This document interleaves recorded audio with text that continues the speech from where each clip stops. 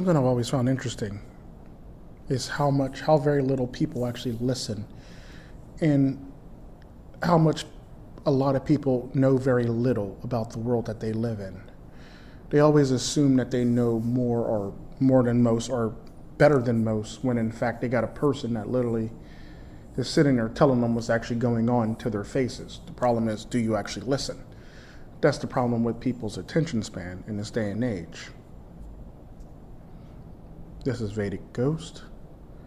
Like, subscribe, and share.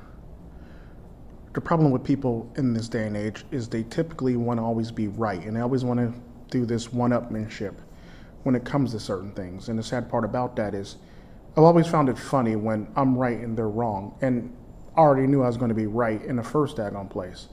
That's why it pains me to make this video, because I pretty much called it from way back in June, July, basically, when I said Trump is actually going to lose. Matter of fact, I made a joking comment in May when I said, not May, it was June-ish, May-ish, June-ish, where I said COVID virus is Trump's Benghazi, jokingly. In a stream, literally, I said that. And then I went on to say, people were like, well, Trump's going to win, this, that, and the other, this, that, and the other. And I said, I have this feeling he's not going to win. Well, Tico's going to win. You don't know what you're talking about. He's going to win. No, I have this feeling he's not going to win. And the sad part about that is the minute I uttered those words, I pretty much already knew he wasn't going to win.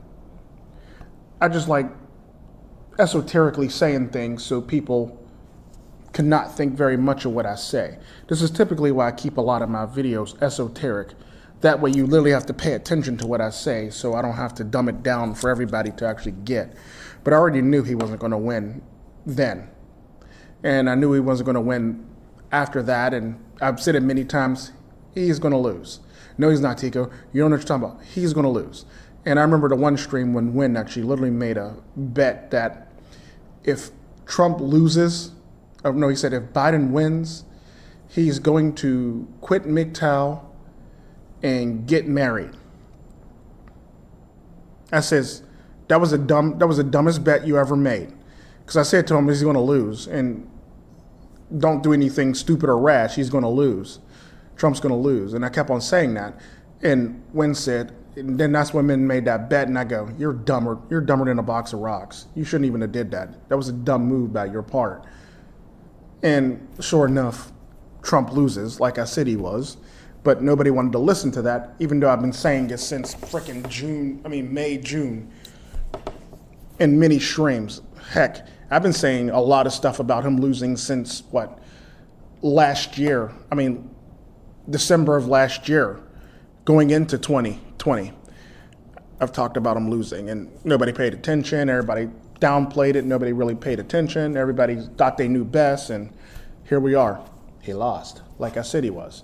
Even this electoral college, I basically knew he was going to lose the electoral college in the first place, too, because there wasn't very much to it. At the end of the day, everybody, like I said in the stream, everybody wants their money. And now it's time for everybody to get paid.